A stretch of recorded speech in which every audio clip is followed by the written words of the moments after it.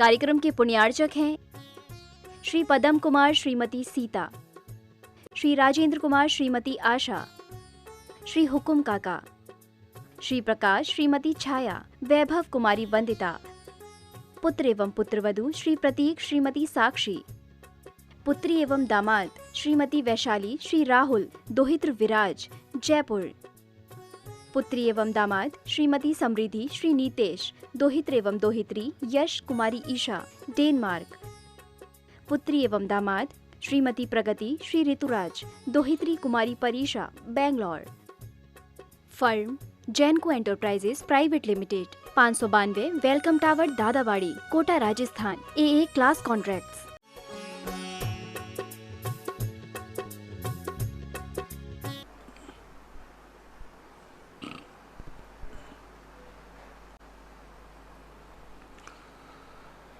नमो अरिहन्तार्णं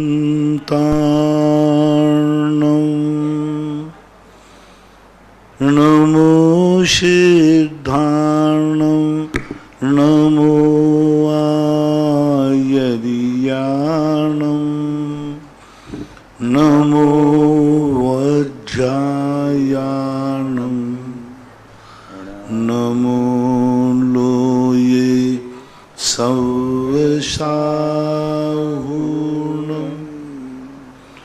पंच परमेष्टि भगवान की जय।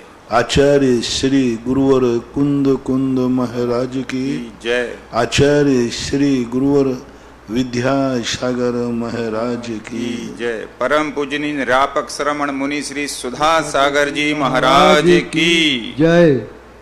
समस्त मुनि संघ की जय।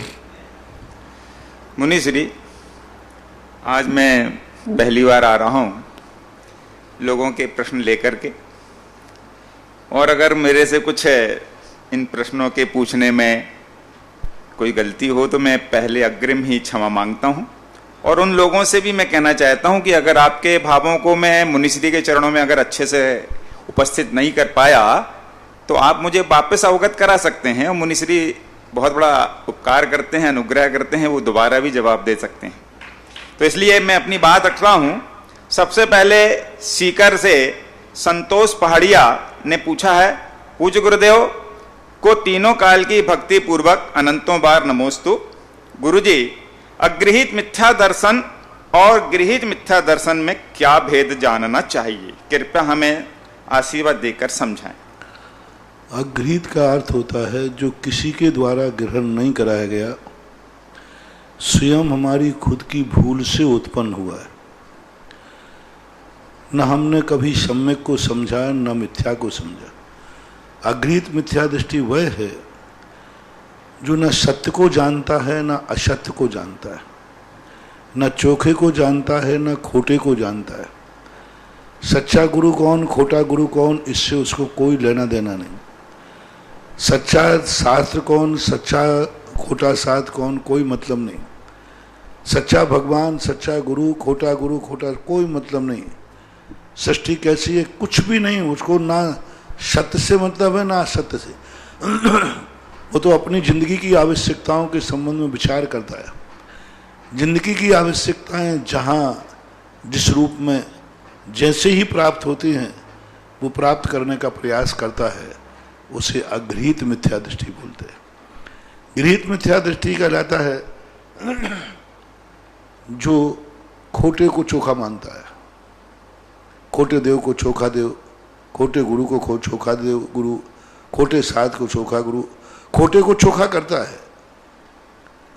इसलिए गृहीत मिथ्या दृष्टि जो है वो ज्यादा खतरनाक है। अगृहीत मिथ्या दृष्टि तो कुछ नहीं, चोखे को बिगाड़ता नहीं है, न खोटे को स्वीकार करता है। वो कहता मैं खोटा और चोखा जानते ही नहीं। ऐसे लोगों को अगृहीत मिथ्या, और जो गृहीत मिथ्या दृष्टि होता है, ये हुंडा और सर्पणी की देन के कारण जो इतना ज़्यादा निकृष्टपना होता है कि वो खोटे को ही सत्य मान करके अनंत संसार में भटक जाता है। अर्थात षड अनायतन, खोटे देव सात गुरु के अनायतनों के रूप में स्वीकार करना, वह एक गृहीत मिथ्या दर्शन है। और मात कर्म के उदय में जो प्राप्त होता है वह कर्म का उदय दोनों में है। लेकिन इसमें पर निमित्त बनता है ऐसा। पूज्य श्री सहारनपुर से सपना जैन का प्रश्न है। नमोस्तु महाराज, मेरा प्रश्न यह है कि हमारी समाज में जैन धर्मशाला में जो लोग शादी करते हैं उसमें अपने जैन समाज के लिए किराया कम और नॉन जैन समाज के लिए किराया ज़्यादा रखा जाता है, जबकि हमारे समाज के लोग होटल व बैंक्वेट हॉल में तो लाखों रुपए खर्च कर देते हैं, पर वहाँ कहते हैं कि समाज की चीज़ है तो समाज के लोगों के लिए किराया ना के बराबर होना चाहिए। ऐसा करने से क्या कोई दोष लगेगा?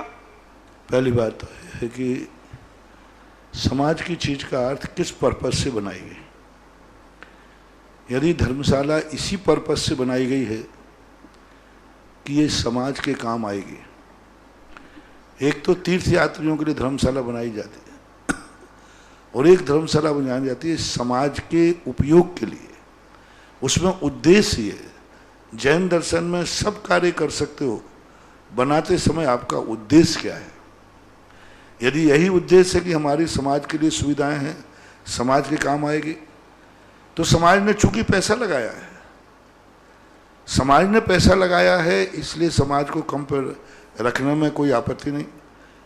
अन्य समाज ने पैसा नहीं लगाया, वो तो मात्र किराए पर ले रहे हैं।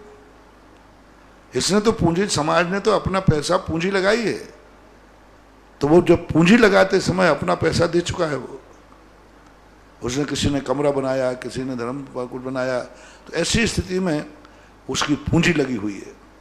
अब पूंजी लगी हुई को यदि ब्याज सहित जोड़ें तो ये एक बार इस पर मैंने बहुत बड़ा डिस्कशन किया कि समाज का किराया कम, अन्य का समाज का किराया ज़्यादा, ये पक्षपात क्यों। तो एक अजैन व्यक्ति ने मेरे से प्रश्न किया, तो मैंने उसको ये जवाब दिया कि देखो, उन्होंने पूंजी लगाई है। आज एक धर्मशाला 2 करोड़ रुपए की बनी, 1 करोड़ रुपए की बनी, तो 1 करोड़ रुपया उन्होंने समाज से इकट्ठा किया है और वो पूंजी उसमें लगा चुके हैं, और पूंजी लगा के उन्होंने अपनी समाज की सुविधा के लिए बनाई। आपने पूंजी तो नहीं लगाई। यदि आप जितनी पूंजी उन्होंने लगाई है उतनी पूंजी आप लगाते तो शायद आपको भी कम में मिलती। ये इसका एक कहना का नैतिक स्तर है, तो इसमें कोई बाधा नहीं।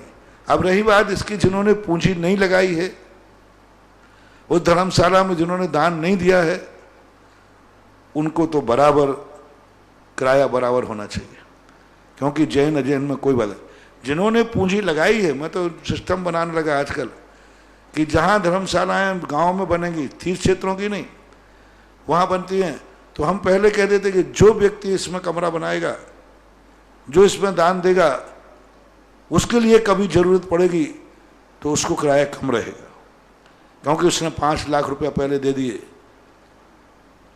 और जो नहीं देगा उसको किराया बराबर लगेगा। ऐसा कुछ विचार किया जाए तो दोनों काम हो सकते हैं। पूज्य श्री पिंकी बंसल कोटपुतली से पूछ रही हैं, मेरे आराध्य देव गुरुदेव जी के चरणों में मेरे सहित सब जीवों का कोटि सा नमन। महाराज जी, मुझे एक बार एक महाराज जी ने कहा था कि तू माता जी बन जा, पर मैं उस समय अज्ञानी थी, मैंने ध्यान नहीं दिया। लेकिन महाराज जी अब मेरे बार बार दीक्षा लेने के भाव आते हैं। महाराज जी मेरे जिज्ञासा का समाधान करें। नमोस्तु महाराज। पहली बात है कि महाराजों की तो आदत ही, कोई भी मैंने सबसे यही कहते हो, छोटे बच्चों से महाराज क्यों बाबा बनेगा, महाराज बनेगा, तो ये तो महाराजों के नेचर होते, स्वभाव में होते। उस बात के लिए हम कोई भी ज़्यादा माइंड नहीं करना चाहिए उस बात के कारण से, क्योंकि हर व्यक्ति एक ही कहता है, ये बात कहता है, आप बच्चों को चढ़ाते नहीं हो। बच्चे की जब कोई शादी होती है तो दूसरे, क्यों बेटा तू भी शादी करेगा क्या, बच्चों को चढ़ा। ऐसे महाराज लोग कहते, कोई भी बच्चे, कोई भी व्यक्ति है महाराज जी बनना चाहिए, लेकिन उस बात के कारण से तो कोई बात नहीं है। रही बात अब तुम किस पोजीशन में हो, अब तुम्हारी पोजीशन क्या है, दीक्षा लेना कोई हंसी मजाक नहीं है। अब यदि तुम अनमेरिड हो कि मैरिड हो, परिवार की परिस्थितियां क्या है, कैसी हैं, इन सब पर विचार करना चाहिए। भावना और उस भावना को साकार रूप देने में बहुत अंतर होता है। भावना तो न जाने व्यक्तियों की क्या क्या होती हैं, लेकिन साकार रूप उन्हीं का दिया जा सकता है जो शक्ति है। आप बाजार में जाते हैं, न जाने क्या क्या वस्तुएं खरीदने का मन करता है, लेकिन खरीदते उतनी ही हो जितनी तुम्हारी कुवत होती है। इसी प्रकार धर्म क्षेत्र में भी हमें बहुत बहुत करने के भाव होते हैं, लेकिन किया उतनी जाता है जितनी तुम्हारी स्थितियां हैं। हम एक साथ कुछ भी नहीं कह सकते। आपकी परिस्थिति का मूल्यांकन स्वयं करें, आपकी पारिवारिक स्थिति का मूल्यांकन स्वयं करें, आपकी क्या परिस्थिति है यह आपको ही सोचना होगा। पूज्य श्री कंचन जैन रहली पटनागंज कहते हैं, नमोस्तु महाराज जी। गुरुवर, स्वर्ण शिला उपन्यास में भगवान आदिनाथ ने केशी ऋषि कहा है, तो केसी का अर्थ क्या है? केसरी कहा होगा। केसी ऋषि। केसी ऋषि, ठीक ठीक। केसी यानी केस वाले ऋषि, क्योंकि आदिनाथ के बहुत बड़े बाल होते हैं, और उन्होंने जब ध्यान किया तो उनके बाल उड़ रहे थे, जटाएं जैसी उड़ रही थी। इस कारण से उनको केसी ऋषि का उपमा दी गई होगी संभवतः। चरगवा से प्रबल जैन, नमोस्तु महाराज जी। क्या चतुर्थ काल में विवाह आदि के मुहूर्त पंचम काल से अलग होते थे क्या?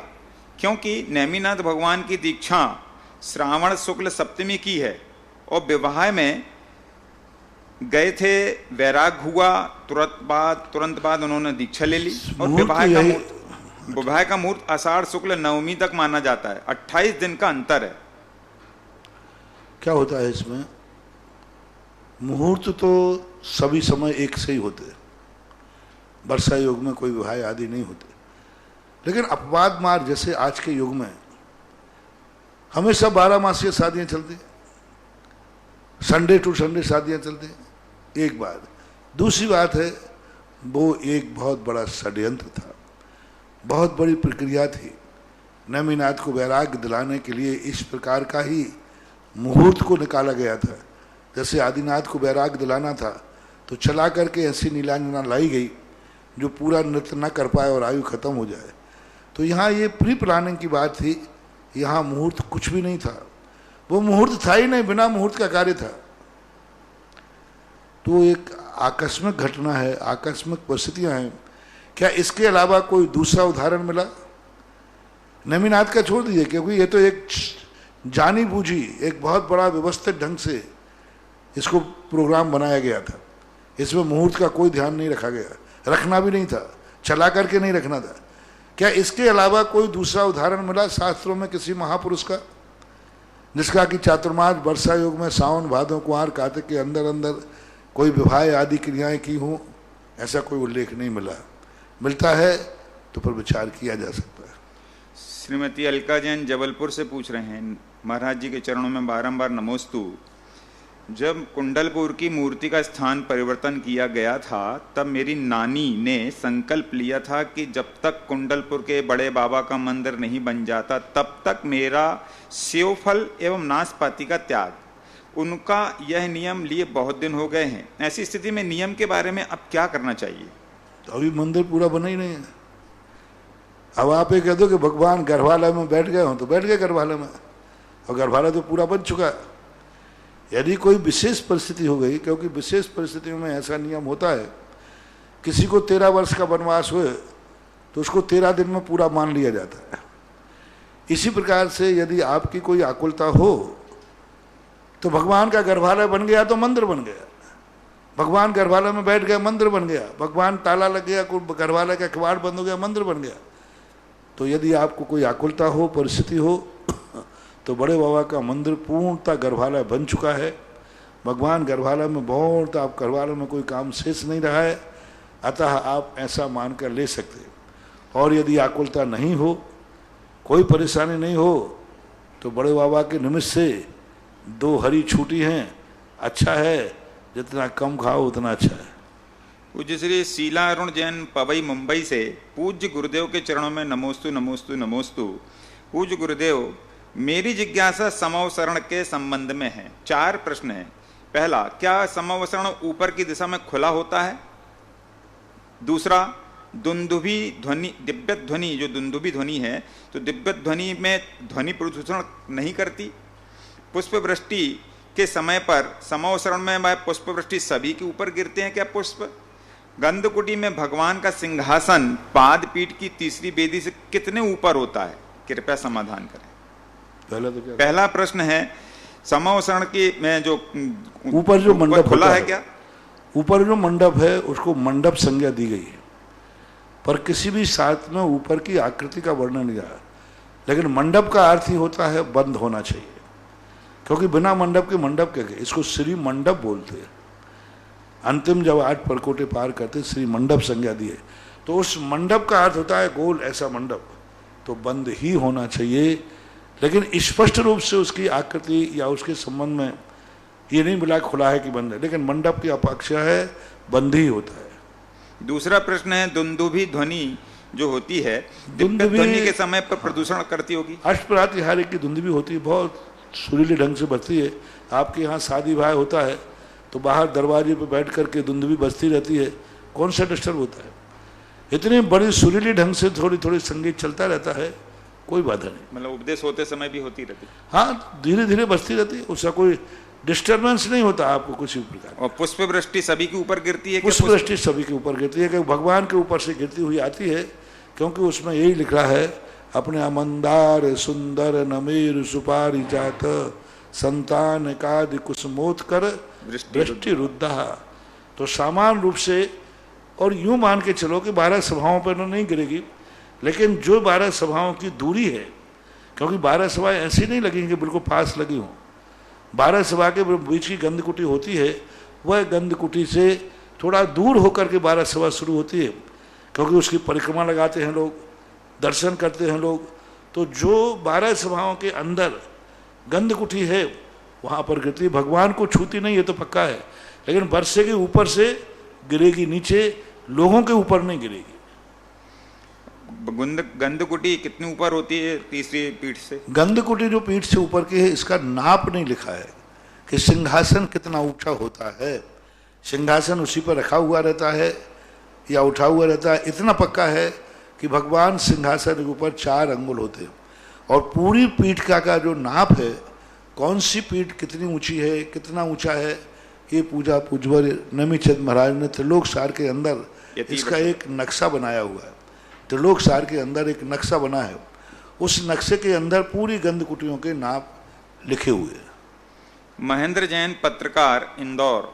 गुरुवर नमोस्तु। गुरुवर, ऐसा समय जिसमें सभी लोग धर्म और पंथ के नाम पर आपस में लड़ रहे हैं, लेकिन धर्म के लिए लड़ने वाले लोग बहुत कम हैं। महाराज जी, धर्म के लिए लड़ने वालों की संख्या कैसे बढ़े और धार्मिक और सामाजिक कार्य में निजी स्वार्थ और महत्वाकांक्षा कैसे कम हो? कृपया मार्गदर्शन कीजिए। धर्म के लिए लड़ने वाले चाहिए ही नहीं। धर्म को लड़ने वाला व्यक्ति कहीं ना कहीं पक्ष लेता ही है, और धर्म के लिए लड़ने के लिए स्थितियां बनेगी। जो धर्मात्मा होगा वही धर्म के लिए लड़ेगा, जो पंथवादी होगा वो पंथ के लिए लड़ेगा। तो धर्म के लिए लड़ने के लिए पहले धर्म की पहचान होना चाहिए। हमें यदि धर्म की सच्ची पहचान है तभी हम धर्म के लिए लड़ते हुए मानेंगे, क्योंकि हर व्यक्ति कह रहा है कि मैं धर्म के लिए लड़ रहा हूं। हर व्यक्ति कह रहा है। दुनिया में कौन से व्यक्ति है जो धर्म के लिए नहीं लड़ रहा है? किसी भी संप्रदाय वाले से पूछो, क्यों भाई लड़ रहा है, क्यों? बोले धर्म के लिए लड़ रहा हूं। मुसलमान अलग कहता है कि मुसलमान से पूछो क्यों लड़ रहे हो भाई, जिहाद क्यों लड़ रहा है? बोले धर्म के लिए। ईसाई कहता है धर्म के लिए, बौद्ध कहता है धर्म के लिए, वैष्णव कहता है धर्म के लिए, जैनी कहता है धर्म के लिए। जो व्यक्ति जो मान रहा है उसके लिए लड़ रहा है, सब धर्म के लिए लड़ रहे हैं। तो अपनी अपनी दृष्टि से पूछा जाए तो जितने लोग हैं उतने धर्म हैं, और उतने धर्म की रक्षा के लड़ रहा है। एक मकान बनाने वाला लड़ रहा है मकान के लिए, बोले ये भी धर्म है अपने मकान की रक्षा करना। अब पत्नी का अपहरण हो गया सीता का, तो बोले क्यों लड़ रहे हो? बोले धर्म के लिए लड़ रहा हूं। कोई चोर चोरी करके ले गया तो बोले किस लिए लड़ रहा हो? बोले धर्म के लिए लड़ रहा हूं। तो धर्म की पहले परिभाषा तो निश्चित करो कि तुम धर्म किसे मानते हो, धर्म है क्या। ऐसा कोई भी व्यक्ति कहने वाला नहीं है कि मैं अधर्म के लिए लड़ रहा हूं।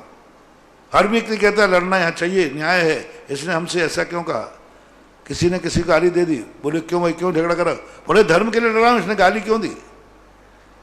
इसका जवाब देना भी धर्म है। तो पहले हमें धर्म की परिभाषा निश्चित करना पड़ेगी, धर्म का निर्णय करना पड़ेगा, यह धर्म है। और यदि वह निर्णय हो जाएगा फिर आपको धर्म पर जाके करोगे तो शायद धर्मात्माओं पर लड़ने वालों की लाइन लग जाए। अभी हर व्यक्ति अपने धर्म पर लड़ाना चाहता है, जो मैं धर्म मानता हूं उसके लिए लड़ो, तो सामने वाला कहता है मुझे तुम्हारा धर्म पसंद नहीं है। हर व्यक्ति, जितने लोग दे रो, सब व्यक्ति यही कहता है आप मेरे लिए मेरे पक्ष में लड़िए, मेरे पक्ष में गवाही दीजिए, क्योंकि मैं धर्म के लिए लड़ रहा हूं। तो सामने वाला भाग जाता है, बोले तुम जिस धर्म के लिए लड़ रहे हो ना वो मेरी दृष्टि में अधर्म है, वो मेरी दृष्टि में गलत है, मेरी दृष्टि में मिथ्या है, झूठा है। इसलिए तो आज पंचम काल में सबसे पहले हमें धर्म की एक निर्णायक परिभाषा बनाना पड़ेगी, और उस निर्णायक परिभाषा को लेकर के, उसका ध्वज लेकर के यदि हम चलेंगे तो शायद अच्छे लोग भी हमें लड़ने वाले मिल जाएंगे। सामाजिक कार्यों में निजी स्वार्थ कैसे कम हो? अब सामाजिक कार्यों में निजी स्वार्थ तो एक व्यक्तिगत धारणा है। जब व्यक्ति को परोपकार करना है, अपना कल्याण करना है, तो निस्वार्थ स्वार्थ से रहित हो जाता है। और जब व्यक्ति को अपने ही स्वार्थ सीधा करना है तो उसे कौन रोक सकते हैं। तो अपने अंतर चेतना की बात है, और इसके फलों पर विचार किया जाए कि यदि यही कार्य मैंने स्वार्थ से किया है, लोभ और भय से किया है, तो हमारे लिए कोई लाभ मिलने वाला नहीं। और यही कार्य हम निस्वार्थ करेंगे तो हमारे लिए बहुत फलेंगे फूलेंगे, हमारे लिए बहुत उपलब्धि होगी। ऐसा जब अपने तत्व चिंतन और तत्व दृष्टि प्राप्त हो तभी ये बात हो सकती है। और तत्व दृष्टि प्राप्त नहीं है तो कोई नहीं लड़ने वाला। हर व्यक्ति यही सोचता है मुझे क्या मिलेगा, मुझे क्या मिलेगा। अरे भाई मंदिर पर संकट आया है, चलो, बोले मुझे क्या लाभ है इससे। आज कोई व्यक्ति सत्य और असत्य को पहचानने को तैयार नहीं है।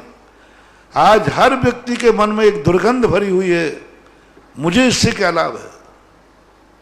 वो सत्य को ठुकरा देता है। गृहस्थों में नहीं, साधु संतों में, त्यागी वृत्तियों में, बड़े बड़े आचार्यों में, बड़े बड़े नेताओं में, बड़े बड़े लोग, हर व्यक्ति के अंदर एक दुर्गंध आ गई, मैं साथ देने को तैयार हूं, मुझे क्या मिलेगा। मैं तुम्हारी जय बोलने को तैयार हूं, मुझे क्या मिलेगा। मैं तुम्हारे लिए तुम्हारा नाम उजागर करना तैयार हूं, मुझे क्या मिलेगा। मैं तुम्हारे पीछे चलने को तैयार हूं, मुझे क्या मिलेगा। मैं तुम्हारी प्रशंसा करने को तैयार हूं, मुझे क्या मिलेगा। एक जो कीड़ा लग गया है, मुझे क्या मिलेगा, जब तक एक कीड़ा लगेगा तब तक निस्वार्थ ना तो साधु हो सकता है और ना समाज हो सकती है। हमें विचार करना है इसके ऊपर। हमने अभी 2 दिन प्रवचन दिए थे इसी बात को लेकर। इतना आ जाए बस कि मैंने दुनिया को क्या दिया है, मेरे से इनको क्या मिलेगा। समझना अंतर। मुझे बाप से क्या मिला है, तुम कभी बाप के लिए निस्वार्थ नहीं हो पाओगे। मैंने बाप को क्या दिया है, पिताजी को मेरे से क्या मिला, मेरे को पिताजी से क्या मिला, ये बात करेंगे हम स्वार्थी हो जाएंगे। मेरे जन्म देकर मेरे से पिताजी को क्या मिला, मुझे गुरु ने क्या दिया है, स्वार्थी है। विचार करो, मैंने गुरु को क्या दिया है, मेरे से गुरु को क्या लाभ हुआ है। भाई ने मुझे क्या दिया है, विचार करो, भाई को मैंने क्या दिया है, मेरे से इनको क्या लाभ है। दुनिया ने मुझे क्या दिया है, दुनिया को तुमसे क्या मिला है। सब तरफ देखो, भगवान ने मुझे क्या दिया है, भगवान को हमसे क्या मिला है। जब व्यक्ति के मन में ये बात आ जाए कि मुझे क्या मिला है, ये तो मैंने सोच लिया, मेरे से इनको क्या मिला है, मेरे को इनसे क्या मिला है, मैंने क्या दिया इनको, क्या लाभ हुआ मेरे लेने से। माँ बाप ने मुझे जन्म दिया, मेरे से माँ बाप को क्या मिला है। सब संबंध में, जितने संबंधों में है, बस एक बात की साधना करना है, मेरे से सामने वाले को क्या मिला है, मेरे से समाज को क्या मिला है। मैं जैन समाज का व्यक्ति हूं, मेरा समाज के लिए क्या सहयोग है। मैं समाज को क्या दे पाया हूं, मेरे से समाज को क्या लाभ है, ये बात आ जाए तो परिवार में, घर में, साधु संघों में, राष्ट्र में, सब जगह निस्वार्थ आ जाएगी। लेकिन सबके मन में एक एक दुर्गंध भरी है, मुझे क्या मिला है, और उल्टा कर दो, मेरे से सामने वाले को क्या मिला है। बस इतना छोटा सा मंत्र की साधना हो जाए तो आपके प्रश्न का जवाब फलीभूत हो जाएगा। मुनिश्री विवेक जैन जावर से पूछ रहे हैं, नमोस्तु गुरुवर, एक बार भावलिंगी मुनि बनने के बाद और दूसरे साधारण जीव के दृष्टिकोण में कुछ अंतर पड़ता है संसार को देखने का? बहुत अंतर पड़ता है। जब भावलिंगी बन जाता है उसकी दृष्टि प्रैक्टिकल हो जाती है। जब तक साधु संत नहीं बना है उसकी दृष्टि थ्योरी है, अग्नि जलाती है, ऐसा उसने सुन रखा है, और साधु ने अग्नि को देखकर अनुभव कर लिया, साक्षात्कार किया, बहुत अंतर पड़ता है। चेतन जैन विद्योदय न्यूज जिनोदय तीर्थ सिरोंज से पूछते हैं, निर्माल्य का क्या अर्थ होता है? निर्माण का अर्थ होता है जो वस्तु हमने किसी के उपयोग के लिए दे दी,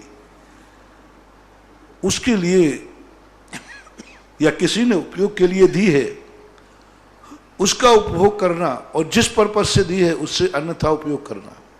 किसी ने दान बोला है, जिस पर्पस से बोला उस पर्पस को में उपयोग नहीं करना, अन्य पर्पस में उपयोग कर लेना। अथवा जो बोल चुका है दान उसको वापस ले लेना, बोल दिया है देने का भाव नहीं करना ये सब निर्माल में आएगा।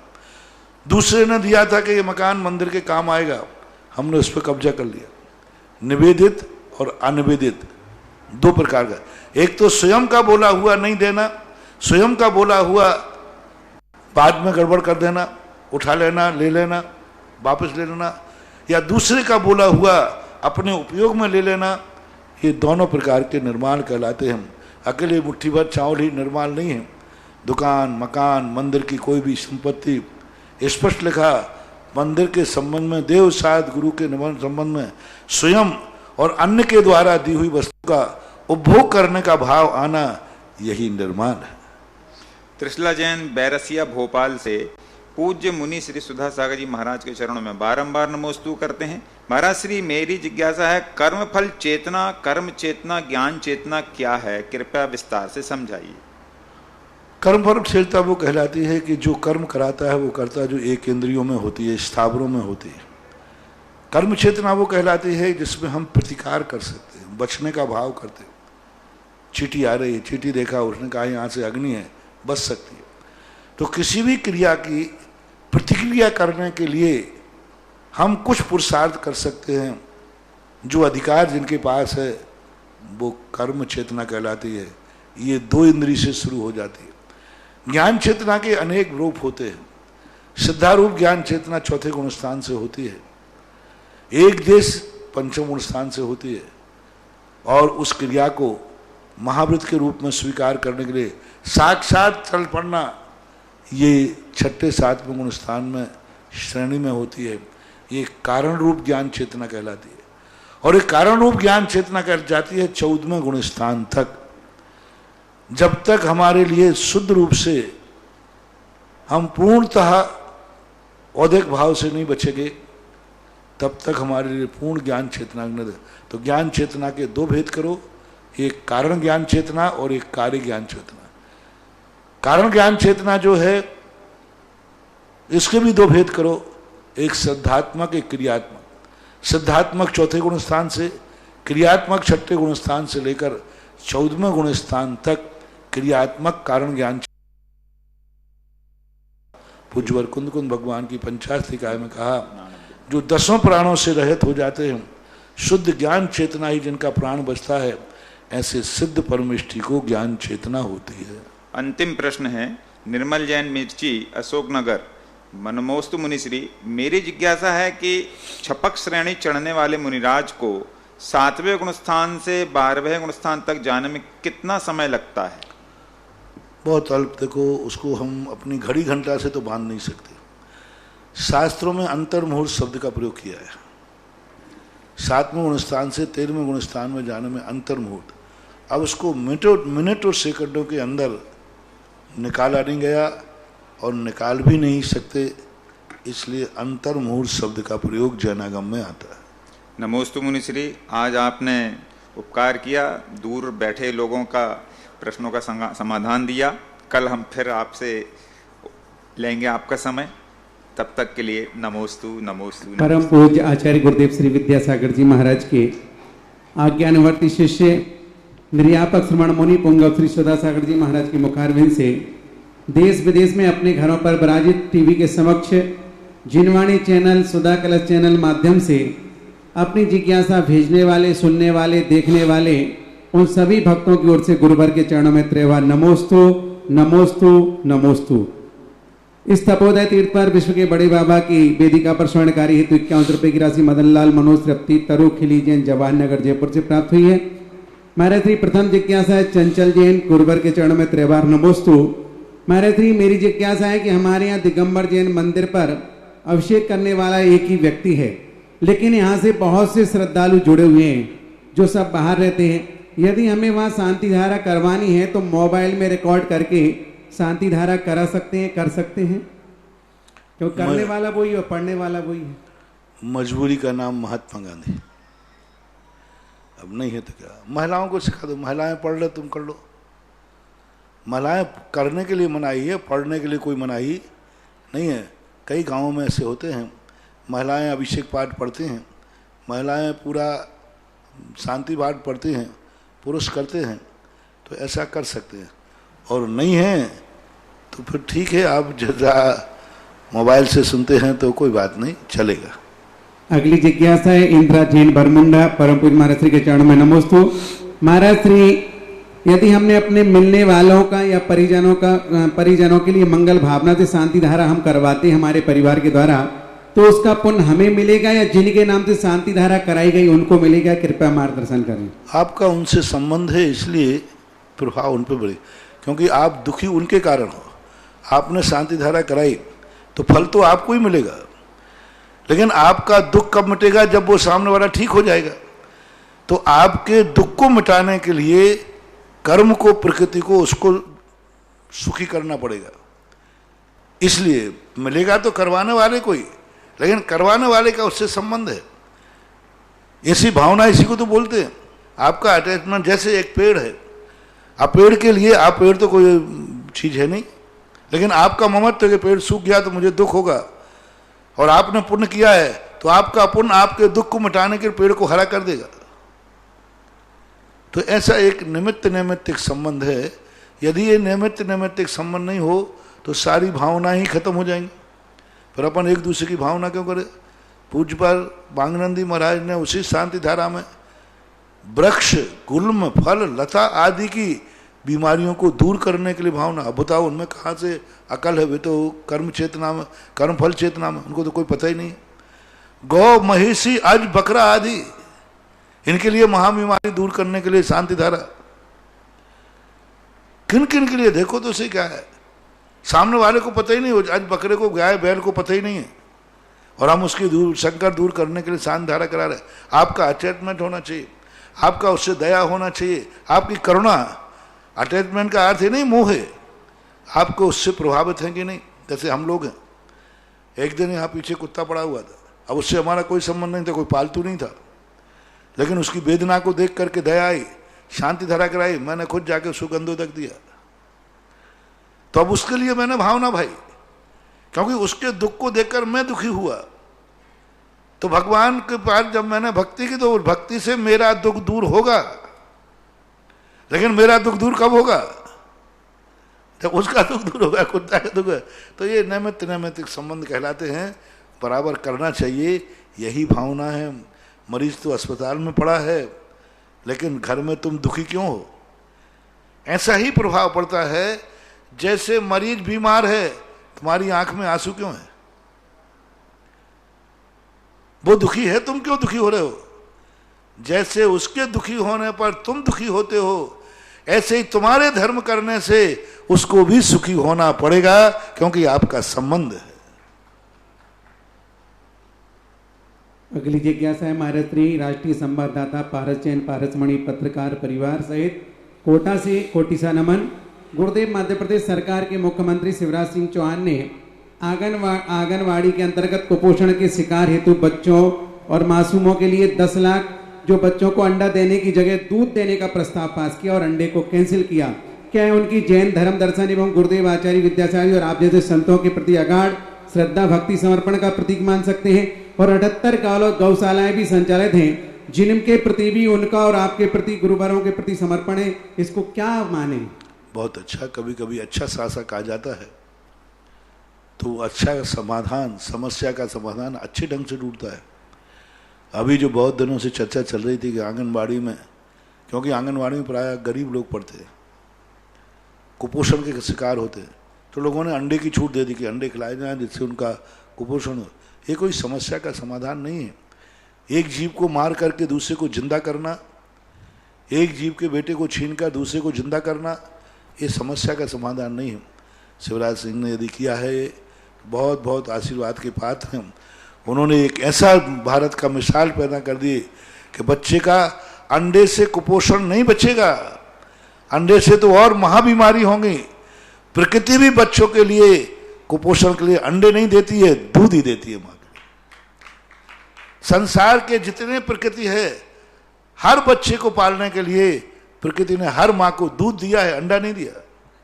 हर माँ को शेरनी है, मारी मांसाहारी है, लेकिन बच्चे को पालन करने के लिए शेरनी को प्रकृति ने दूध दिया। आप देखो तो संसार में जितने बच्चे हैं, चाहे मनुष्यों को हैं चाहे पशुओं को हैं, प्रकृति ने एक ही बात कही, बच्चों को यदि कुपोषण से बचाना है तो दूध दो। अंडे देने वाली परंपरा ये बच्चों की दुश्मन है, बच्चों की नाशक है। कभी भी मांस खाने वाला बच्चा कभी पुष्ट हो ही नहीं सकता, क्योंकि प्रारंभ में उसे मांस नहीं दूध चाहिए। इसलिए प्रकृति का अनुकरण करें।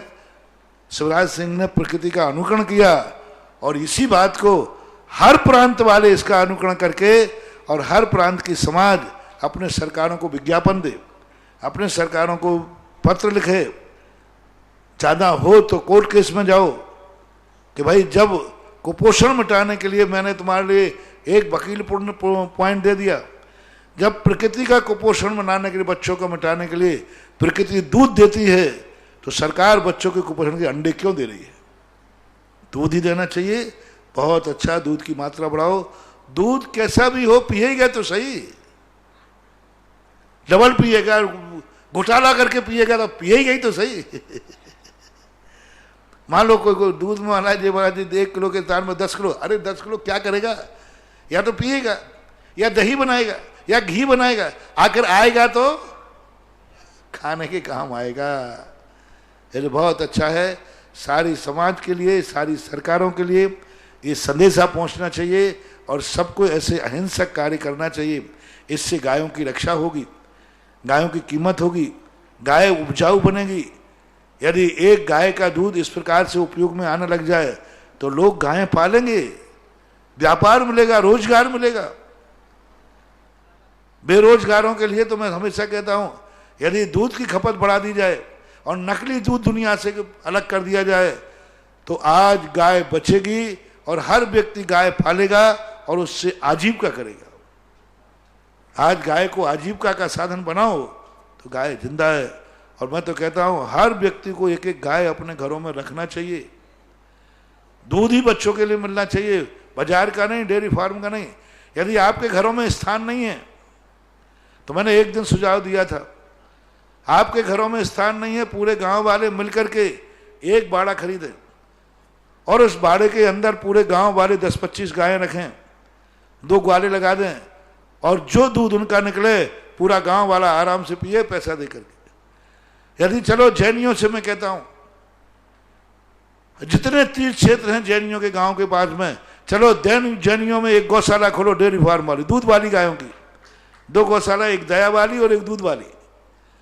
हर क्षेत्र के पास 10-20 गायें हों और वहां रहने वाली जो जैन समाज है उनको दूध मिलना चाहिए, यात्री आए उनको दूध मिलना चाहिए।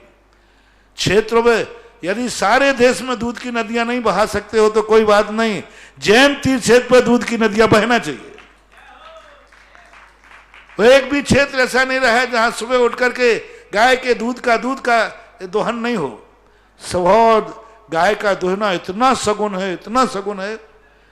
दुहती हुई गाय, बछड़े को दूध पिलाती हुई गाय, खेत से चर करके स्तनों में दूध भर करके लाने वाली गाय बड़ी मांगलिक होती है।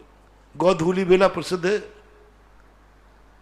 तो मैं तो कहता हूं हर तीर्थ क्षेत्र वालों से मेरा कहना है, हर तीर्थ क्षेत्र वालों को, हर तीर्थ क्षेत्र पर 10-25 गायें रखो, दूध वाली गायें रखो।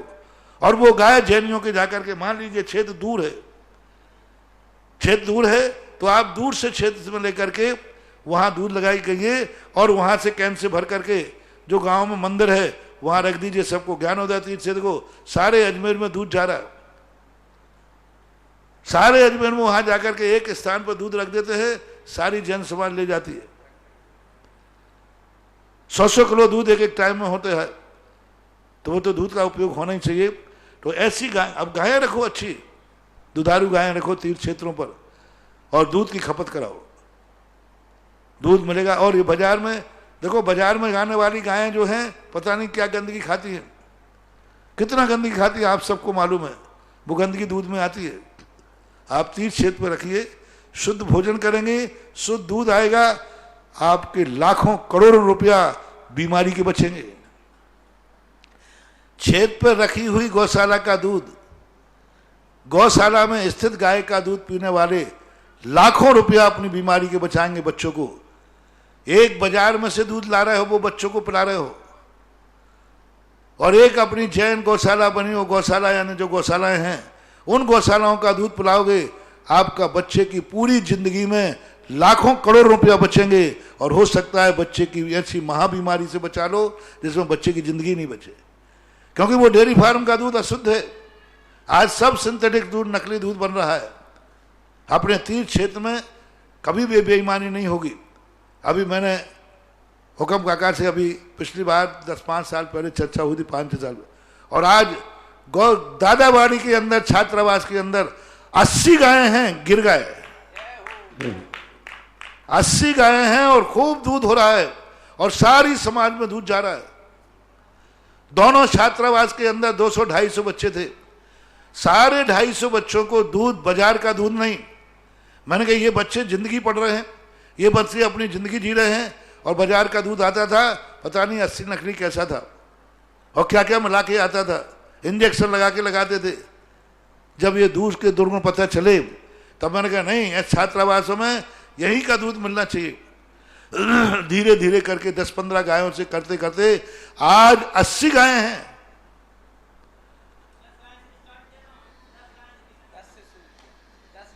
हाँ, तो 10 गाय, आज 80 गायें हैं, और पूरी जैन समाज को बढ़िया दूध मिल रहा है।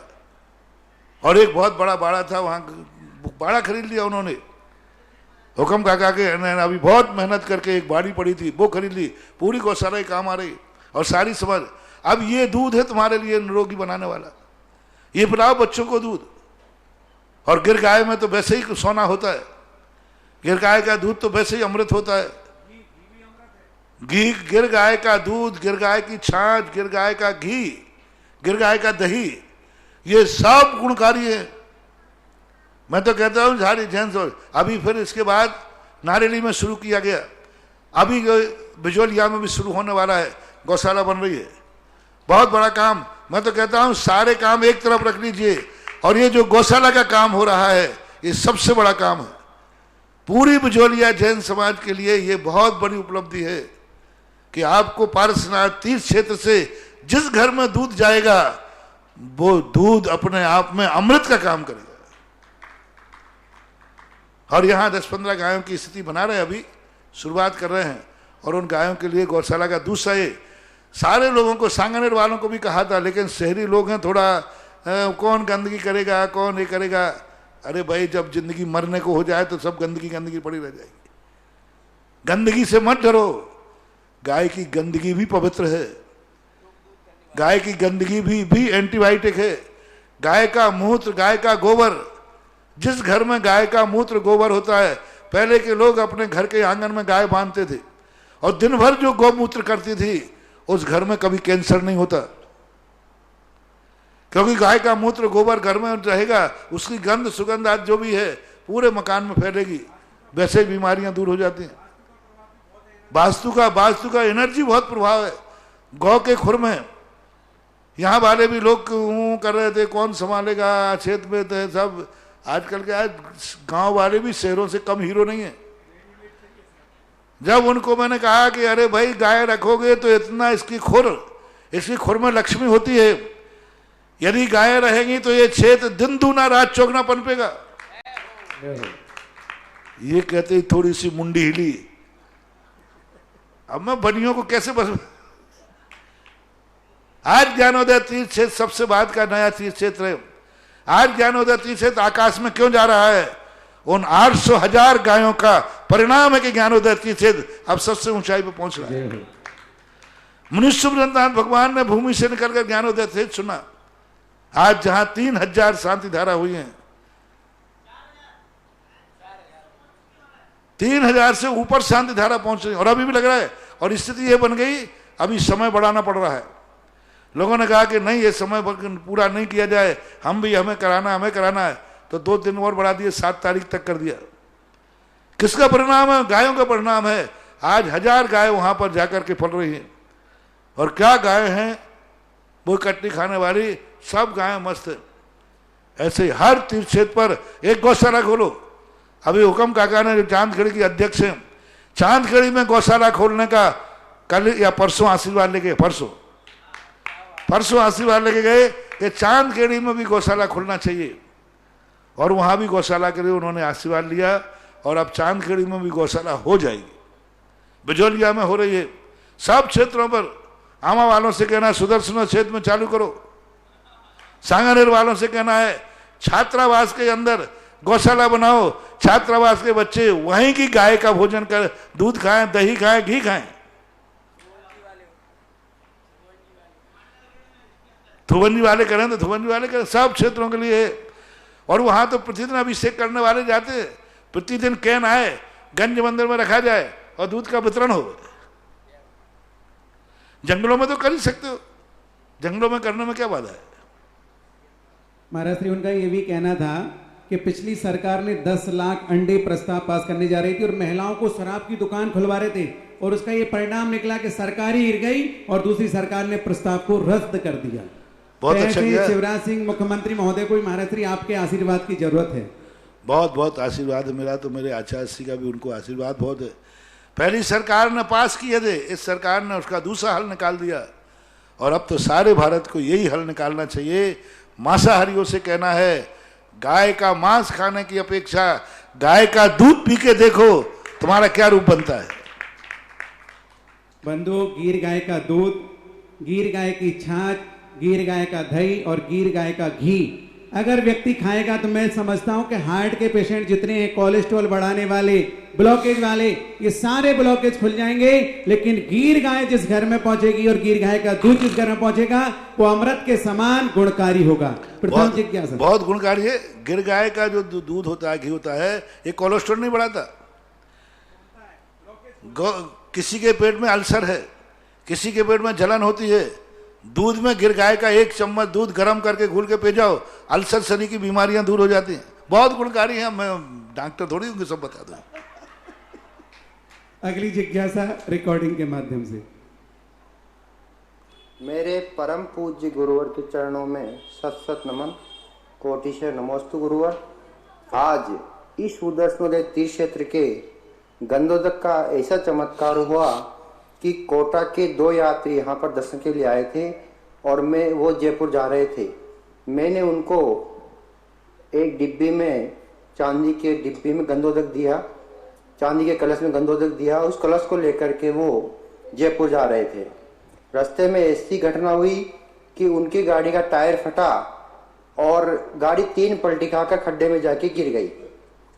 लेकिन उसमें बैठे हुए दोनों यात्री बिल्कुल सुरक्षित हैं, उनके एक खरोंच तक नहीं आई, क्योंकि उसमें यहाँ का बड़े बाबा का गंधोदक एवं आपका आशीर्वाद उसमें था। इसलिए उन्होंने आपका अनंत अनंत उपकार आपका मानते हैं। क्या ये चमत्कार इस सुदर्शन तीर्थ क्षेत्र का है? कृपया जिज्ञासा करने का कोई भी चीज होती है महानुभाव, इन सब जितनी भी धर्म की क्रियाएं हैं ये अनादिकाल की हैं। इनमें यदि कोई शक्ति नहीं होती तो हजारों साल से आज भी प्रभायमान है। ऐसा क्यों होता? हजारों साल हो गए गंधोदक की महिमा पढ़ते हुए। मैना सुंदरी ने भी गंधोदक की महिमा दिखाई। सबके यहाँ होता है, इनका प्रभाव पड़ता है। और आपका सुदर्शन क्षेत्र जो है वो क्षेत्र की तो माटी का ही अतिशय ऐसा है, वहाँ की भूमि का ऐसा है। और जिस भूमि पर बताते हैं कि यदि भूमि एनर्जिस्ट हो, उस भूमि पर यदि मूर्ति बैठ जाती है, साधु बैठ जाता है और श्रावक भी 1 मिनट को खड़ा हो जाता है, तो उसमें इतनी एनर्जी आती है कि वह संसार के छोटे मोटे विघ्नों को तो यूं पलायन कर जाते। माटी पर बैठने मात्र से, उस क्षेत्र पर जाने मात्र से। सुदर्शन देश के चतुर्मास के समय मैंने जगत को कहा था, ये क्षेत्र यहाँ भगवान के दर्शन में तो जो चमत्कार है वो तो बात का, इस क्षेत्र पर कदम रखते ही यदि 2 मिनट खड़े होकर के भी कायेश्वर पढ़ोगे तो तुम्हारे लिए ऐसी शक्ति एनर्जी मिल सकती है बहुत बड़ी, टॉनिक का काम करता है। और मुनीश्वरनाथ पूरे राजस्थान में सबसे बड़ी प्रतिमा आज के युग के देसी पाषाण की सबसे पहले यदि कोई प्रतिष्ठित हुई है तो सुदर्शन तीर्थ क्षेत्र आमा में। जय हो। उसके पहले पूरे राजस्थान के अंदर उतनी बड़ी मूर्ति अभी तक कोई प्रतिष्ठित नहीं हुई। सबसे पहले भारत में भी संभव पहली मूर्ति बनी थी सांगनेर के अंदर, इतनी बड़ी मूर्ति शांतिनाथ भगवान की पहली बार बनी आमा में, सुदर्शन क्षेत्र आमा टोंक जिले में पहली बनी थी और उसकी पहली प्रतिष्ठा हुई। अब तो उससे बड़ी बड़ी भी बन गई हैं, लेकिन सबसे पहली मूर्ति वो बनी थी। और जब सबसे पहले बन के आई थी तो आज भी इतनी बड़ी मूर्ति बन सकती है। शिल्पी को बनाने में भी बहुत बड़ा गर्व बनुगा महाराज जी। जयपुर के अंदर पहली बार इतनी बड़ी मूर्ति देसी पाषाण के अंदर बनी और वो पहली मूर्ति थी। और मैंने ये कहा था उस समय विराजमान करते समय मैं वहीं था, ये मूर्ति में इतनी ताकत है कि अब इस मूर्तियां जहां बैठेंगी, एक नहीं सैकड़ों मूर्तियां इससे बड़ी बड़ी भी बैठेंगी। ये चमत्कार इसी मूर्ति का है। आज संसार में जहां जहां बड़ी बड़ी मूर्ति बैठ रही हैं, उस मूर्तियों का मंगलाचरण किया था सुदर्शन तीर्थ क्षेत्र आमा के शांतिनाथ भगवान की मूर्ति ने। मंगलाचरण उसने किया, अब उसके बाद तो सब बैठ ही रहे। ऐसा बंधु, ये तीर्थ क्षेत्र ऐसा है जहाँ की पावन धरा में इतनी एनर्जी है और जहाँ पर संत ऐसे विराजमान रहे हो और जिन्होंने खुद एनर्जी को चेक किया, क्योंकि दुनिया के सारे मीटर और पैमाने फैले, महाराज श्री तो अपने हाथ में मिट्टी को रखते हैं, आंखों को बंद करते हैं और एनर्जी की घोषणा कर देते हैं कि इस पावन मिट्टी में इतनी एनर्जी है। ऐसे क्षेत्र पर शांति धारा का चमत्कार आपने सुना। ये चमत्कार की महिमा बताने वाले कौन है? यही संत जिन्होंने शांति धारा से जोड़ा, शांति धारा की महिमा को बताया और लोगों को समझ में आया कि वास्तव में शांति धारा अभिषेक का कितना बड़ा महत्व हुआ करता है। अगली जिज्ञासा ब्रह्मचारी महावीर। मेरे गुरुदेव को बारंबार नमस्तु। महाराज श्री जिनवाणी चैनल के मैनेजिंग डायरेक्टर नीरज भैया ने नमस्तु कहा है। उनकी कल माता श्री जो जिनेंद्र कुमारी जैन था, उनकी आयु पूर्ण होकर धर्म ध्यान पूर्वक मतलब आयु पूर्ण हुई थी। उनका ये कहना महाराज श्री जो माता ने जो हमारे को संस्कार दिए, वो माता के संस्कार हम आपके मार्गदर्शन में ऐसे ही धर्म की सेवा करते रहें।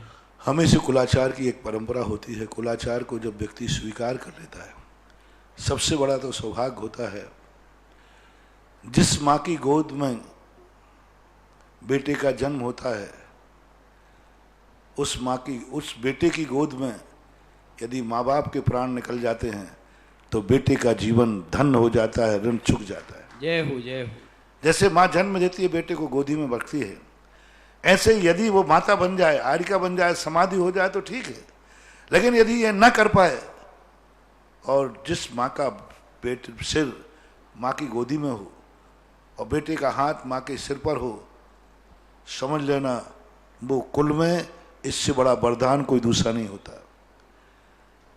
माँ यदि बेटे के साथ रह करके, बेटा माँ बाप के साथ में है और उस समय माँ बाप के प्राण निकलते हैं, ये जो माँ बाप को छोड़कर अलग हो जाते हैं, ये जिंदगी में अनाथ पने का लक्षण दे रहे हैं। ध्यान रखना, तुम माँ बाप के जिंदा रहते ही अलग हो जाओ, माँ बाप तुम्हारे अलग घर में मरे, तुम अलग घर में रहो, ये तुम्हारे अनाथ बनने का लक्षण है, ये तुम्हारे अनाथ। और यदि माँ बाप तुम्हारे साथ रह रहे हो, माँ बाप के साथ तुम रह रहे हो, और माँ बाप उसी घर में मरण प्राप्त करते हैं जहां तुम मरते हो, तो ये तुम्हारे सनाथ बनने का लक्षण है भविष्य में।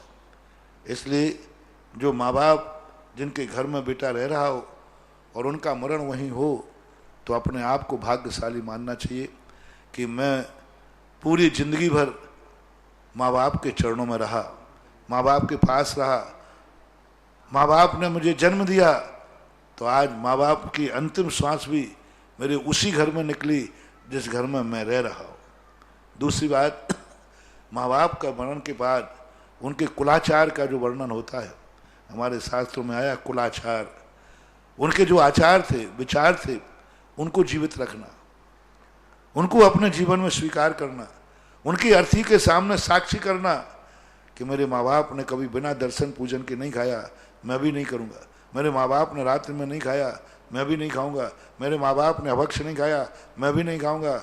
मेरे माँ बाप की मर्यादा, तो उनके जो नियम हैं, उनके नियमों को अपने जीवन में स्वीकार कर लेना, और माँ बाप की जो परंपरा होती है, उस परंपरा को जो निर्वाह करता है, वह कभी दुष्कुल में जन्म नहीं लेता, क्योंकि उसने माँ बाप के संस्कार रखे, उनके मरने के बाद उन संस्कारों में जन्म जीवित रखता है, तो उस व्यक्ति को कभी भी दुष्कुल नहीं मिलता, संस्कारहीन कुल नहीं मिलता, भविष्य में भी उसे अच्छे कुल की उपलब्धि होती है। ऐसे सबके लिए सोचना चाहिए, विचार करना चाहिए। आप भी जिनवाणी की सेवा कर रहे हैं, बहुत अच्छा, जिनवाणी चैनल अच्छा नाम रखा गया, और प्रायः इनके मन में कोई ज़्यादा लोभ नहीं रहता। यद्वा तद्वा जिन धर्म की मर्यादा के विरुद्ध में ये कोई विज्ञापन, कुछ भी नहीं, कोई ऐसे गलत विज्ञापनों का प्रचार नहीं करते। पैसों के लोभ में आकर के जिन धर्म के विरोध, मिथ्यात, क्रियाकांड आदियों को ये कभी अपने चैनल पर नहीं चलाते। भाव नहीं होता चैनल पे, पैसा बहुत मिल रहा है, लेकिन आगम विरुद्ध है, शास्त्र विरुद्ध है, जैन धर्म विरुद्ध है, ऐसी क्रियाओं को अपने चैनल पर नहीं आने देते। नाना प्रकार के विज्ञापन मिलते हैं, मर्यादा विहीन विज्ञापनों को भी स्थान नहीं देते। जिनवाणी चैनल वस्तुतः जैसा नाम है वैसे ही संस्कारों को ये जीवित रखे हैं। हो सकता है ऐसी माता का ही ये संस्कार हो। आज के समय में तो पैसों का युग है, जैसे बने एन कैन प्रकार में पैसा कमाओ, पैसा आना चाहिए, चाहे भली मिथ्यात ऋषियों के प्रवचन हो, चाहे भली मिथ्यात का पोषण करने वाले प्रवचन हो, चाहे मिथ्यात जैन धर्म जिन्हें साक्षात मिथ्यात कहा, खोटा कहा, पैसे के रूप में उनको भी करने का भाव आ जाता है। लेकिन ये मर्यादा अभी जिनवाणी चैनल कायम किए हुए है, रखे है। हो सकता है ये माँ के संस्कारों का ही प्रभाव हो कि जिनवाणी माँ को भी आप सुरक्षित करने का प्रयास कर रहे हैं। आशीर्वाद। बंधुओं, चैनल की विशेषता देखिएगा, जिनवाणी के रहस्योद्घाटन में पूरे विश्व में अपनी एक छाप बना के रखे हैं, और ऐसे परिवार जो जिनवाणी से जुड़े हैं और जिनकी माँ के संस्कार जिन्होंने पाए थे, आज उन्होंने अपनी माता के संस्कारों का। अगली जिज्ञासा विजय धुर्रा। परम पूज्य गुरुदेव मुनि पुंगव सुधासागर जी महाराज के पावन पुनीत चरणों में बारंबार नमोस्तु। नीरज जी, परम पूज्य गुरुदेव की जिज्ञासा समाधान कार्यक्रम को हमेशा समय तो उनका निर्धारित 6 से 7 है, जब चाहे उनका मन होता है, और वह पूरे विश्व के भक्तों को अपने चैनल के माध्यम से गुरुदेव की वाणी को आगे पहुंचाते हैं। निश्चित रूप से वह अपनी माँ की संस्कारों का ही परिणाम है। हम सब तपोदय तीर्थ क्षेत्र कमेटी बिजौलिया की ओर से हम ऐसी माता जी को श्रद्धांजलि अर्पित करते हैं। पूज्य गुरुदेव, आज आपने अपने प्रवचन में सुबह कहा कि आचार्य कुंद देव ने शुभोपयोग में आकर धर्म की इज्जत बढ़ाई। गुरुदेव, ये शुभोपयोग से शुद्धोपयोग और शुद्धोपयोग से शुभोपयोग की यात्रा किस रूप में इज्जत बढ़ाती है? पूज्य गुरुदेव के चरणों में प्रार्थना। परोपकार के माध्यम से शुद्ध उपयोग में स्व उपकार होता है, शुभ उपयोग में परोपकार होता है। साधु को कहा गया जब अंतर में उतरे तो स्वयं का कल्याण है, और जब बहिर्मुखी हों तो पर का कल्याण है। तो शुभ उपयोग से जब पर का कल्याण होता है तो वह उनकी साधुता की इज्जत बढ़ाता है, धर्म की इज्जत बढ़ाता है, और उस धर्म के प्रति लोगों की श्रद्धालु बताता है। शुद्धोपयोग में रहने वाला व्यक्ति अपना कल्याण कर लेगा, लेकिन यदि बढ़ेंगे, श्रद्धालु बढ़ेंगे, जैन धर्म के हजारों लोगों को, जैसे विष्णु कुमार महाराज ने 700 मुनियों की रक्षा की और जैन धर्म की कितनी बड़ी प्रभावना की, हजारों लोगों ने जैन धर्म स्वीकार किया, इस अपेक्षा को लेकर के वर्णन था। चलो अगली जिज्ञासा रिकॉर्डिंग के माध्यम से। सिंध मुनिराज यशस्वी, श्रेष्ठ शास्त्र प्रवचन करता, श्रेष्ठ गुरु के श्रेष्ठ शिष्य, जगत जनों के मन हरता। परम पूज्य 108 मुनि पुंगव निर्यापक समान, जगत पूज्य ज्ञानोदय प्रेरणा श्री सुधा सागर जी महाराज के श्री चरणों में मिश्रलाल गदिया व ज्ञानोदय परिवार का नमोस्तु नमोस्तु नमोस्तु। पूज्य गुरुवर, आप द्वारा विराजित भूगर्भ से प्रकटित 1000 मिश्रनाथ भगवान का मां शांति धारा का महामहोत्सव से आनंद चल रहा है। आपके द्वारा दिए गए आशीर्वाद से लगभग 4000 शांति धारा के नाम पूर्ण हो चुके हैं और गुरुवर अभी भी भक्तों के नाम लगातार आ रहे हैं। अतः गुरुवर कमेटी की आपसे प्रार्थना है कि इस महामहोत्सव को 3 दिन और बढ़ाने का आप आशीर्वाद प्रदान करें, जिससे आपके सभी भक्तों को शांति धारा करने का सौभाग्य मिले। कृपया कमेटी की प्रार्थना स्वीकार करें। नमोस्तु नमोस्तु। क्योंकि शांति धारा तो साल भर होती रहती है, लेकिन ये भगवान की खुशी की शांति धारा है, ये आभार की शांति धारा है। टाइम बढ़ाने का सवाल ही नहीं, साल भर शांति धारा, प्रतिदिन तो शांति धारा हो रही है, लेकिन प्रतिदिन की शांति धारा में और अभी इन दिनों की शांति धारा में अंतर है। प्रति की शांति धारा तो अपने स्वार्थ के लिए होती है, अपनी समस्याओं के समाधान के लिए होती है। यह शांति धारा तो उपकारी शांति धारा है, आभार में शांति धारा है। इसलिए लोग टाइम मांगना। मेरे पास भी समाचार आए, बोले महाराज साल भर कभी भी शांति धारा कर लेंगे, लेकिन 1000 वर्ष में 1000 दिन में जो उपकार उन्होंने भगवान ने किए हैं, आभार की शांति धारा, मैं सदा कहता हूं आभार की शांति धारा, अपनी मजबूरी में की हुई शांति धारा तो हमारे संकट दूर करती है, और आभार की शांति धारा उस संकट को फिर पुनः नहीं आने देती। लोग संकट में शांति धारा करा लेते हैं, उनकी बीमारी दूर हो जाती, फिर कुछ दिन बाद फिर आ जाती है। तो मैं उनसे पूछता हूं, महाराज जी शांति धारा कराई थी, मेरा सब काम हो गए, ठीक हो गए, लेकिन फिर से समस्या आ गई। तो मैंने कही आभार में कराई थी? बोले नहीं कराई थी, अब नहीं, कराते रहो फिर ऐसे।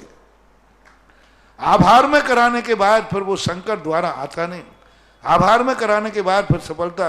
अभी तो उपकारी शांति धारा चल रही है, इसलिए 2 दिन 7 तारीख तक के लिए और बढ़ाया जाता है।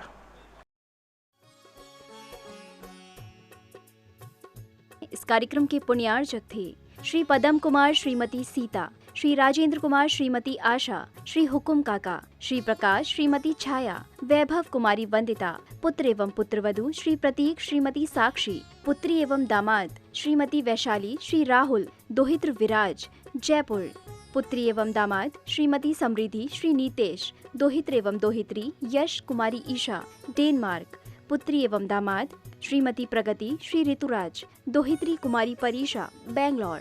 Firm Jainco Enterprises Private Limited, 592 Welcome Tower Dadawadi, Kota Rajasthan. AA class contracts.